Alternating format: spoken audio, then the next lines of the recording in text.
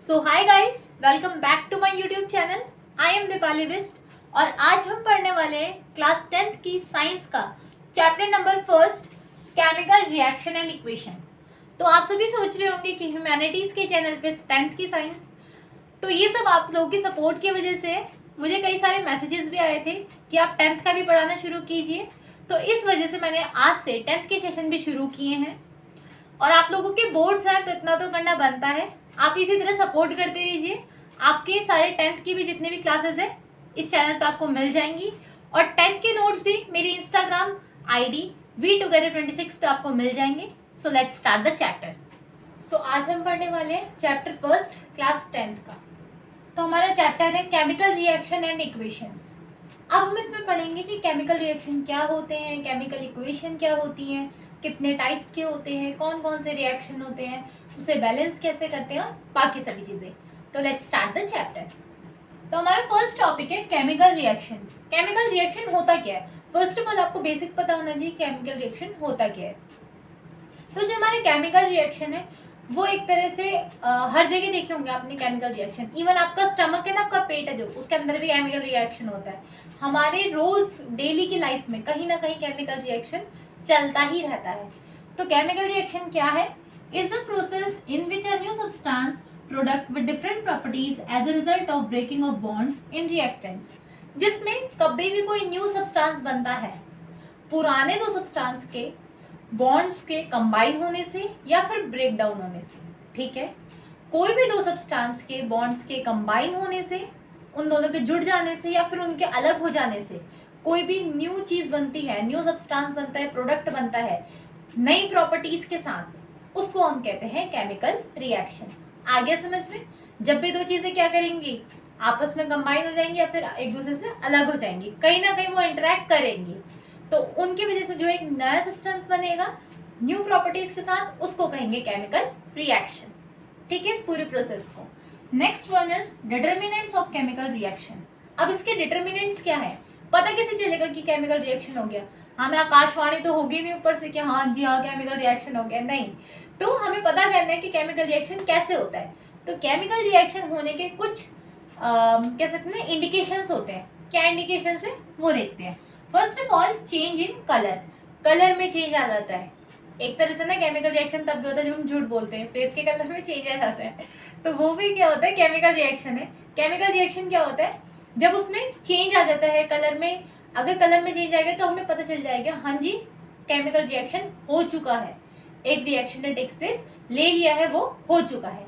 Next one is change in state. State बदल जाती है। स्टेट, अब वो वाला स्टेट नहीं है कि वो बिहार से यूपी चला गया, नहीं जी। ये वाला स्टेट कौन सा है हमारा? स्टेट, 3 स्टेट होते हैं हमारे मैटर के, सॉलिड, लिक्विड, गैस। उन 3 स्टेट्स की बात की गई है। तो कौन से स्टेट है? सॉलिड से लिक्विड में चला जाएगा, या फिर सॉलिड से डायरेक्ट गैस में हो जाएगा, या गैस से लिक्विड में, या गैस से सॉलिड में। तो ये जो स्टेट चेंज करते हैं इससे भी हमें पता चलता है कि केमिकल रिएक्शन हो चुका है। Next one is change in temperature. Temperature कम ज़्यादा हो जाता है, कभी बढ़ जाता है टेम्परेचर। फॉर एग्जांपल हमने एसिड डाल दिया, एसिड को पानी से रिएक्ट करा दिया, दो चीज़ें मिली, कुछ नया बना, तो क्या होगा? टेम्परेचर हाई हो जाता है ना एकदम से। तो ये भी हमारा क्या एक केमिकल रिएक्शन है। अब आप करके मत देखना कोई। Next one is evolution of gas. क्या होती है? गैस इवोल्यूट होती है, गैस निकलती है, उसमें से गैस का उत्पादन होता है, उससे भी हमें पता चल जाएगा कि केमिकल रिएक्शन हो गया है। Next one and last one is formation of PPT. अब पीपीटी क्या होता है? प्रेसिपिटेट होता है। प्रेसिपिटेट मतलब कोई भी सॉलिड चीज़, कोई भी सॉलिड मैटर बच जाएगा उसमें से, तब भी हमें पता चल जाएगा कि केमिकल रिएक्शन हो गया है। तो ये थे हमारे डिटर्मिनेंट्स जो हमें बताते हैं कि केमिकल रिएक्शन हो चुका है। सो हमारा नेक्स्ट टॉपिक है केमिकल इक्वेशन। केमिकल इक्वेशन क्या होता है? अब रिएक्शन तो पढ़ लिया, अब इक्वेशन क्या होती है? is a symbolic representation of a chemical reaction in the form of formula and symbols। अब क्या है? कोई भी रिएक्शन हुई, आपने दो चीज़ों को कंबाइन किया और क्या किया? एक नया प्रोडक्ट बना लिया, रिएक्शन हो गई। अब उस रिएक्शन को ईज एंड सिंपल वे में याद करने के लिए कुछ सिंबल्स लगाते हैं, कुछ फॉर्मूलाज लगाते हैं। तो उनकी फॉर्मूला की मदद से जो हम पूरी केमिकल रिएक्शन को दर्शाते हैं, रिप्रेजेंट करते हैं, उसको कहते हैं केमिकल इक्वेशन। ठीक है, जब हम किसी केमिकल रिएक्शन को फॉर्मूलाज की मदद से लिखते हैं और किसकी मदद से लिखते हैं, उनके सिंबल्स की मदद से लिखते हैं, उसको हम कहते हैं केमिकल इक्वेशन। क्या होती है? प्रोडक्ट ऑन राइट साइड, जिसमें हमेशा प्रोडक्ट राइट साइड पे होता है। ये है हमारा प्रोडक्ट राइट हैंड साइड। पहले तो राइट एंड लेफ्ट में कंफ्यूज नहीं होना, मोस्टली बच्चे इसमें कंफ्यूज होते हैं that this one is right and left. इसको कहते हैं दायां, इसको कहते हैं बायां। तो जो इस हाथ पे है वो है हमारी राइट वाली, हमेशा प्रोडक्ट होगा, एंड लेफ्ट वन जो हमारे लेफ्ट हैंड पे आएगी वो हमारा होगा रिएक्टेंट्स। ओके, आगे समझ में। और ये किसके राइट लेफ्ट पे है? इस एरो के। ठीक है, ये एरो है हमारा मिडिल में, इसके राइट लेफ्ट पे हमारे प्रोडक्ट और रिएक्टेंट्स हैं। नेक्स्ट वन इज, हाँ एक और चीज़ है कि हमारा कोई भी केमिकल इक्वेशन होती है उसके अंदर दो चीज़ें होती हैं। First is our reactants and second is our product.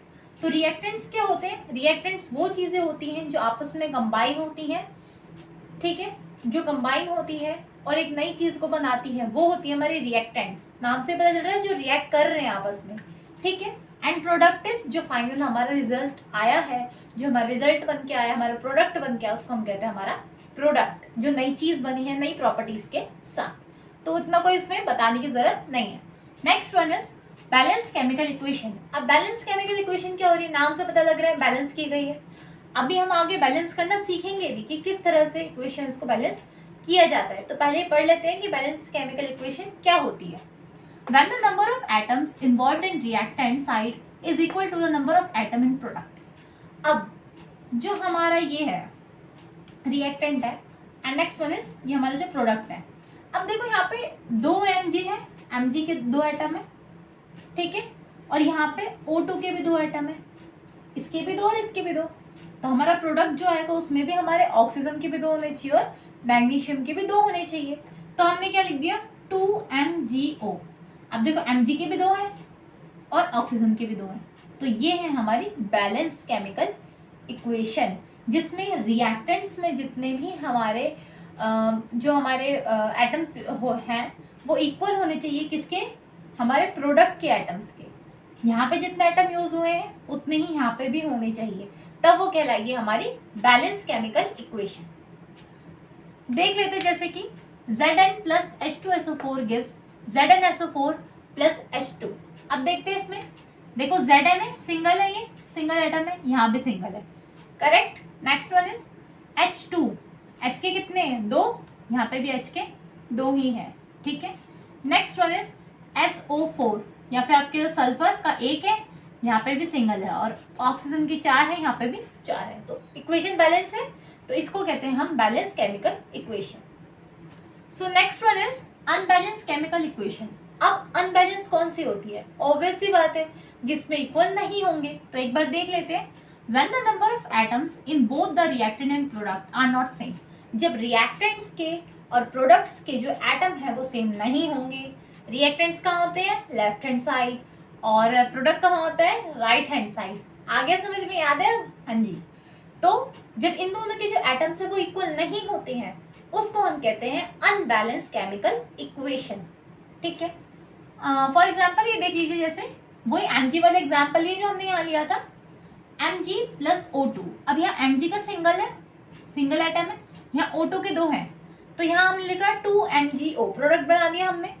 तो जो 2MgO है यहाँ तो 2Mg हो गया, और यहाँ तो सिंगल Mg है, तो बैलेंस नहीं है, यहाँ पे ज़्यादा है यहाँ पे कम है, तो इसको कहते हैं हम unbalance chemical equation. It is also called as skeletal equation. इसको हम स्केलेटल इक्वेशन भी कहते हैं। क्यों कहते हैं?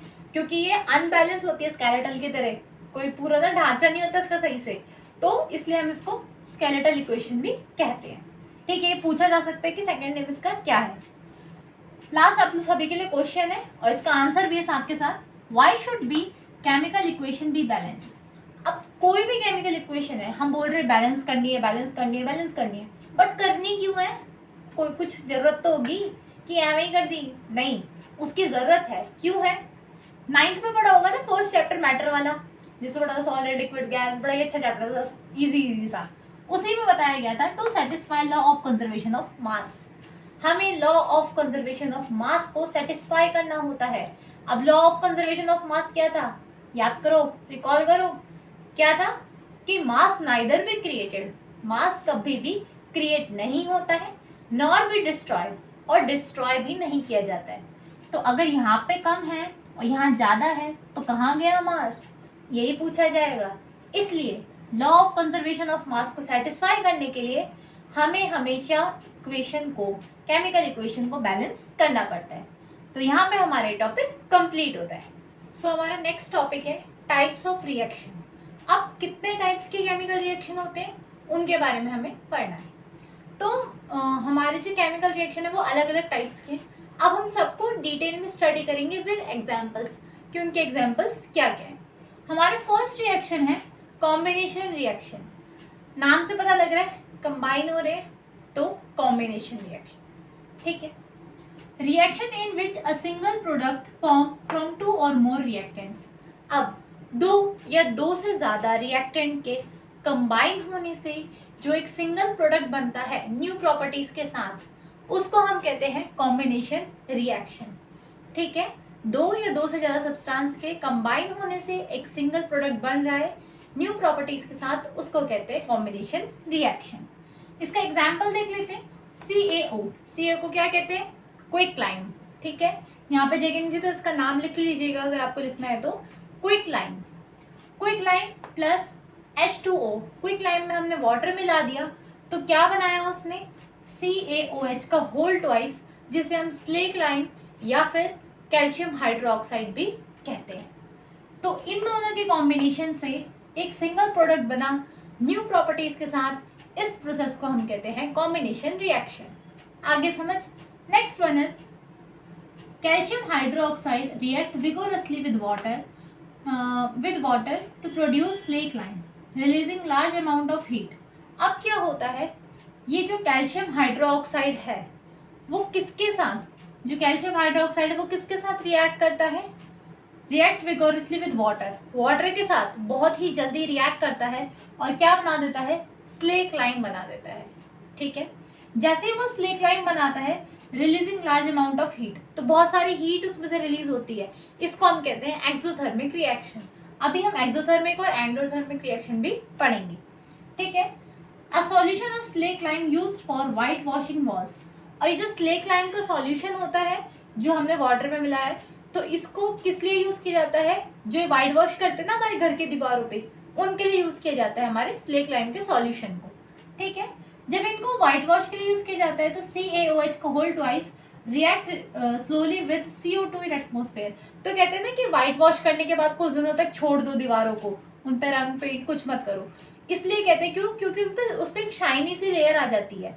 क्योंकि हमारे एयर में जो CO2 है वो उससे रिएक्ट कर जाता है। तो देखा आपने कि हमारे एटमॉस्फेयर में भी केमिकल रिएक्शन चलता रहता है, हमारे डेली लाइफ में भी और सिंपली भी वो चलता रहता है। तो केमिकल रिएक्शन समझ आ गया।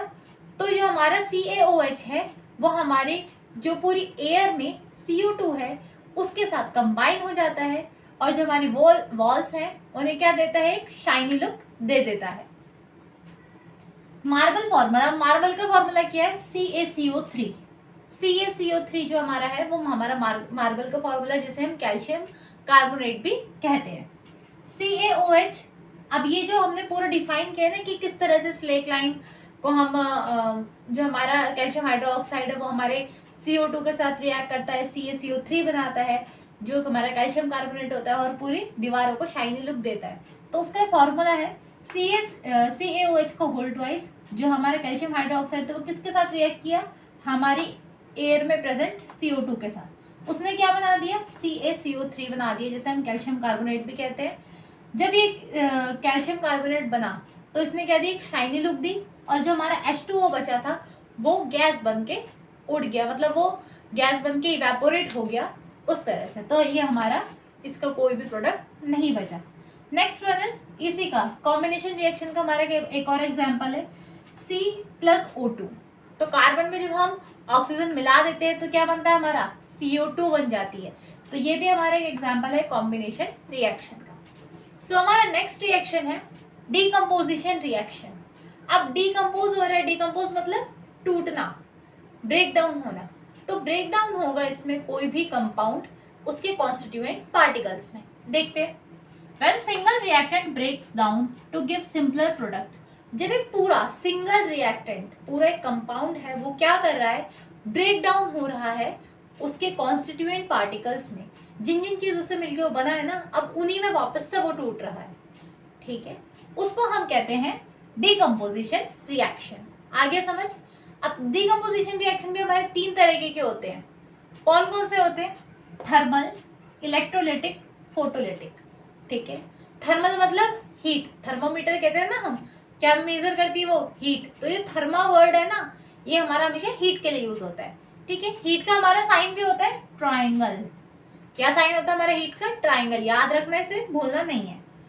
तो thermal reaction carried out by heating. जब भी कोई रिएक्शन, जब भी कोई डीकम्पोजिशन रिएक्शन हीटिंग के द्वारा कैरिड आउट की जाती है, हीटिंग, जब हम उसे हीट करते हैं तो वो ब्रेक डाउन होती है, उसको हम कहते हैं थर्मल डीकम्पोजिशन रिएक्शन।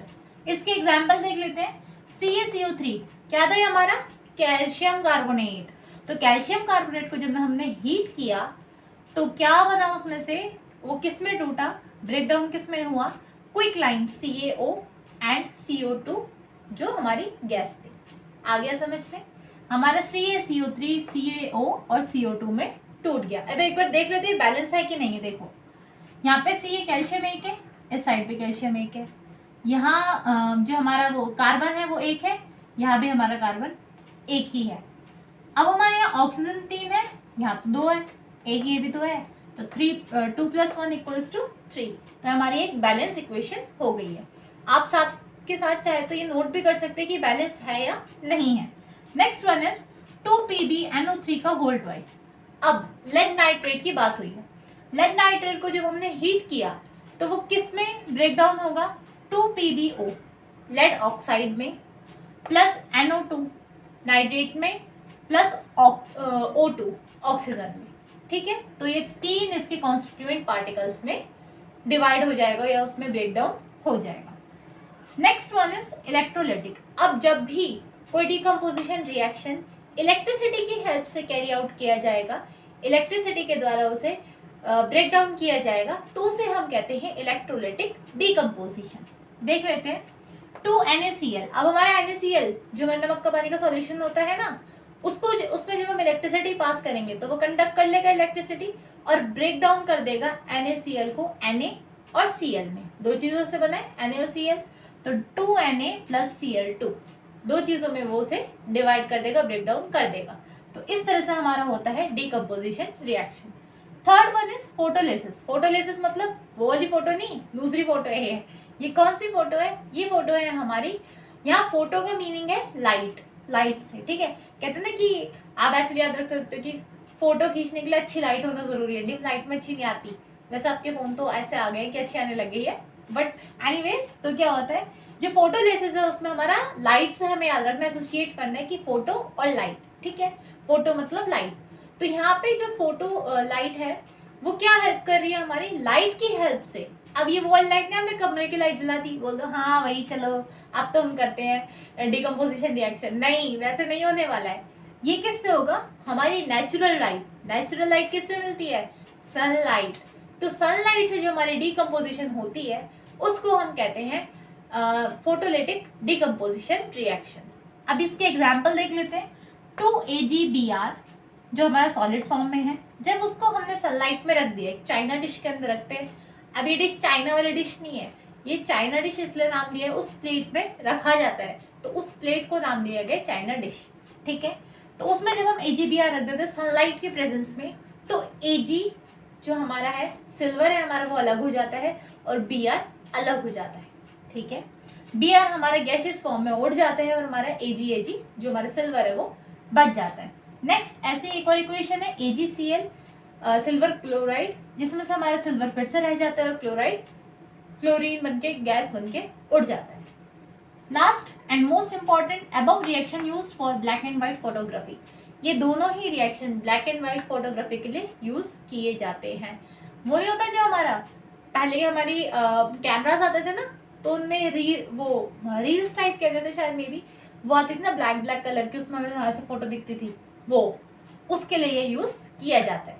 तो यहाँ पे हमारे 2 रिएक्शन कंप्लीट हो चुके हैं. Now move to the next reactions. So हमारा नेक्स्ट टॉपिक है डिस्प्लेसमेंट रिएक्शन. ये हमारा थर्ड टाइप का रिएक्शन है.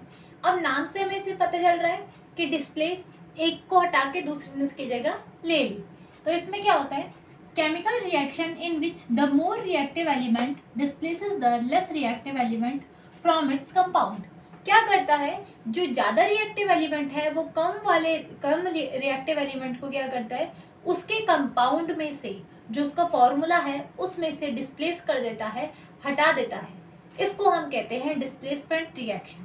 ठीक है, मोर रिएक्टिव ने क्या किया, लेस रिएक्टिव वाले को डिस्प्लेस कर दिया उसके फॉर्मूला में से या उसके कंपाउंड में से. इसको कहते हैं डिस्प्लेसमेंट रिएक्शन. एग्जाम्पल देख लेते हैं. इससे पहले both metal and non metal include. इसमें मेटल भी होता है और नॉन मेटल दोनों का ही यूज होता है. इसके एग्जाम्पल है Fe plus CuSO4 gives FeSO4 plus Cu. अब क्या था, हमारा Fe मतलब फेरस जो हमारा आयरन होता है. Next one is CuSO4 copper sulphate.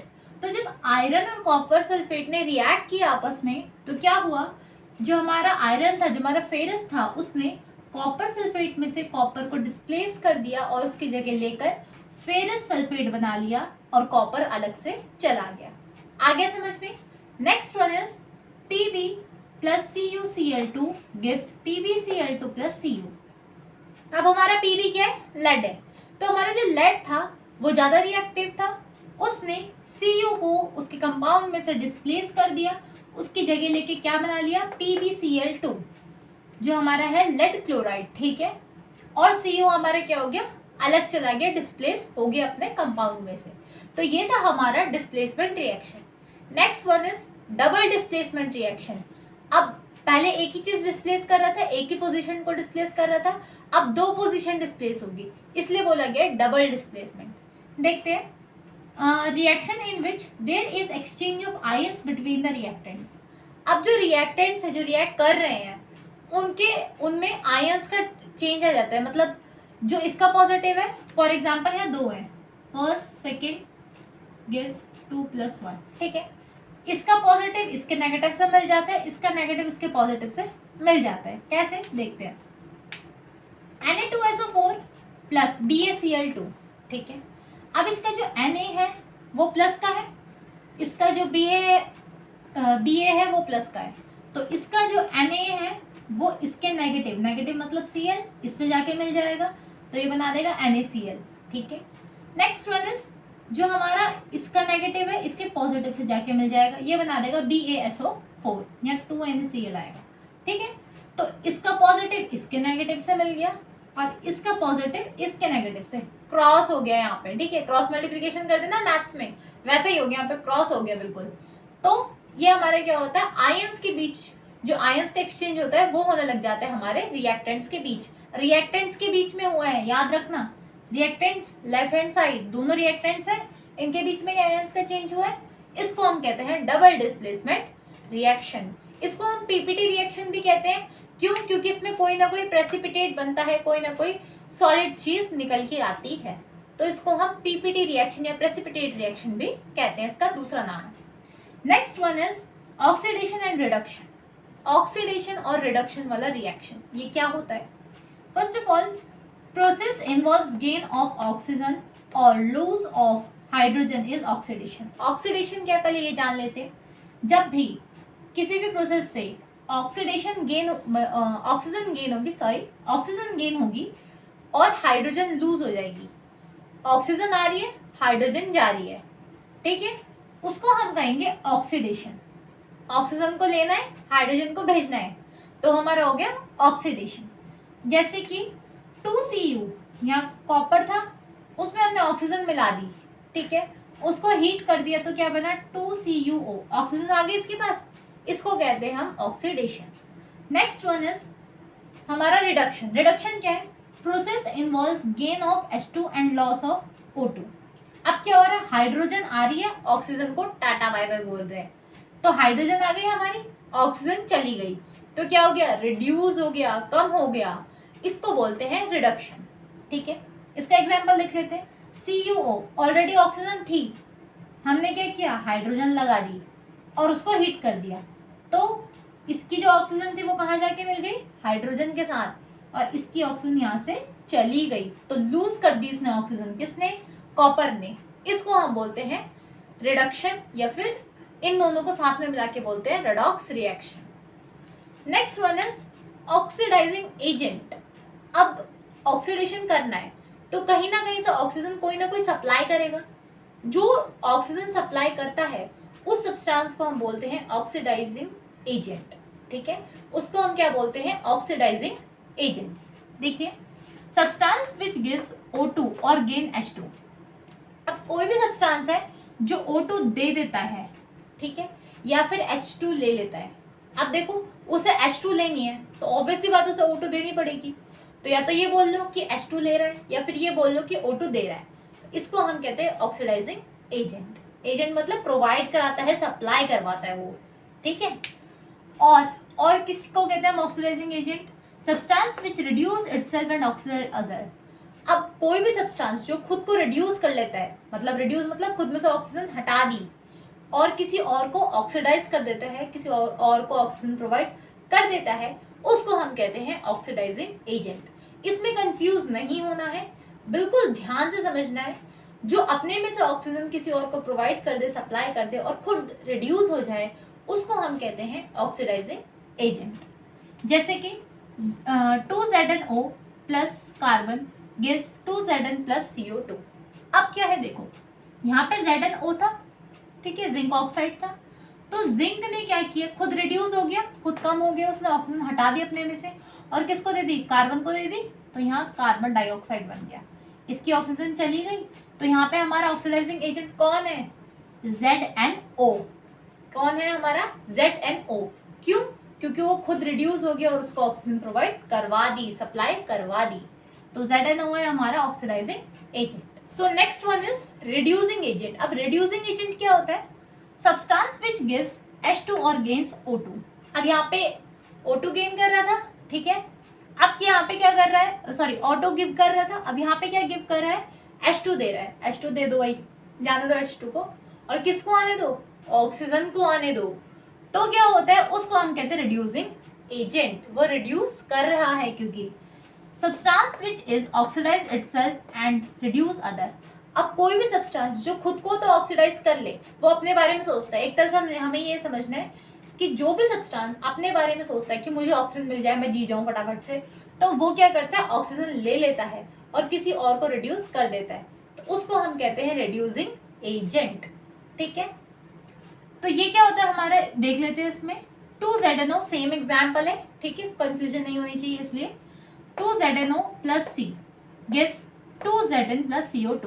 अब क्या किया, यहाँ पे जो C था हमारा, उसने इसकी ऑक्सीजन को ले लिया, छीन लिया इसकी ऑक्सीजन को, और क्या कर दिया, अपने साथ मिला लिया। तो इसको रिड्यूस कर दिया इसने। तो ये क्या हो गया हमारा, रिड्यूसिंग एजेंट, क्योंकि किसने लिया ऑक्सीजन, इसने, कार्बन ने। तो ये हमारा हो गया reducing agent. Next one is oxidation reduction, मतलब रिडॉक्स रिएक्शन या ऑक्सीडेशन रिडक्शन।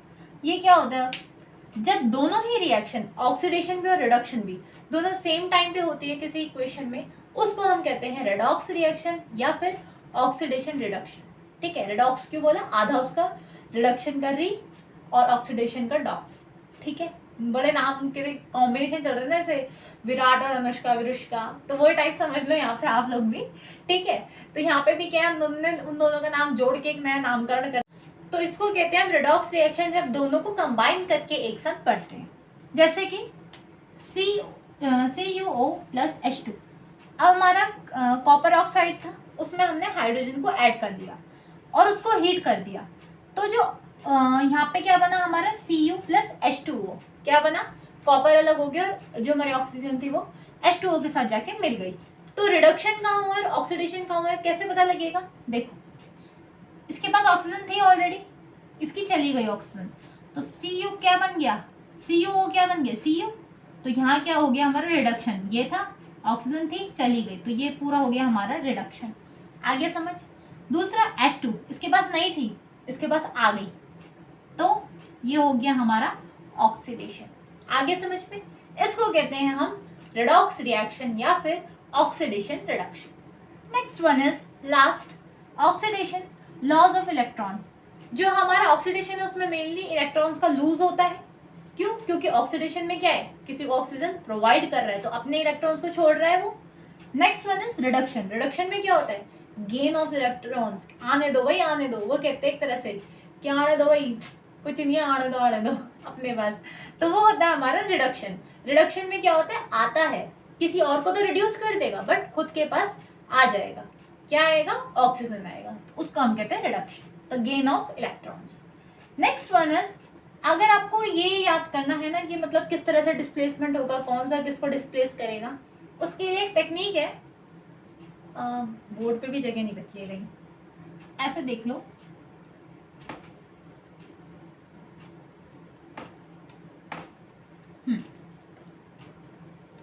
ये मैंने भी पढ़ा था अपने टाइम पे, तो इम्पॉर्टेंट है।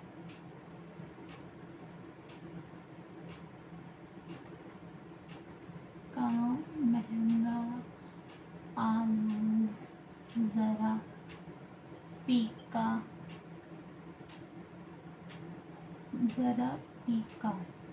पकता है। ठीक है, अब क्या, काशीनाथ का महंगा आलू जरा फीका पकता है। ठीक है, अब ऐसा कुछ नहीं है कि काशीनाथ का महंगा आलू फीका ही पकता है, नहीं जी, ऐसा कुछ नहीं है। जस्ट ये क्या है, टेक्निक है। ठीक है, निमोनिक साउंड कहते हैं ना, वो है ये, जो हमारा एक टेक्निक है जो हमें याद करवा देगी कि किस तरह से रिएक्टिविटी सीरीज डाउन डाउन जाती जाती है। ये हमारी रिएक्टिविटी सीरीज है जो नीचे की तरफ जाती जा रही है। कैसे? सबसे रिएक्टिव, मोस्ट हाईली रिएक्टिव। ठीक है, नेक्स्ट वन इज उससे थोड़ा कम, उससे थोड़ा कम, उससे थोड़ा कम, और जो रिएक्टिविटी वो डिक्रीज डिक्रीज डिक्रीज डिक्रीज होती जा रही है। क्या है? के हमारा कौन सा होता है, potassium. Next one is Na, sodium. Next one is Ca, calcium. Mg, magnesium. Al, aluminium. Z, zinc. F, ferrous जो हमारा आयरन है। Pb, lead. आ गया समझ? तो काशीनाथ का महंगा आलू जरा फीका पकता है। आ गया? तो आप डिस्प्लेसमेंट रिएक्शन को इस रिएक्टिविटी सीरीज से इजीली लर्न कर सकते हैं। इसके बाद भी और भी मेटल्स होते हैं, वो बिल्कुल ही नॉन रिएक्टिव टाइप्स होते हैं, बहुत ही कम रिएक्ट करते हैं वो, जिसमें हमारा गोल्ड, सिल्वर, कॉपर ये सारे ही आ जाते हैं। तो आपको इतना याद रखना मेनली ज़रूरी है। तो यहाँ पे हमारे टॉपिक कंप्लीट होता है।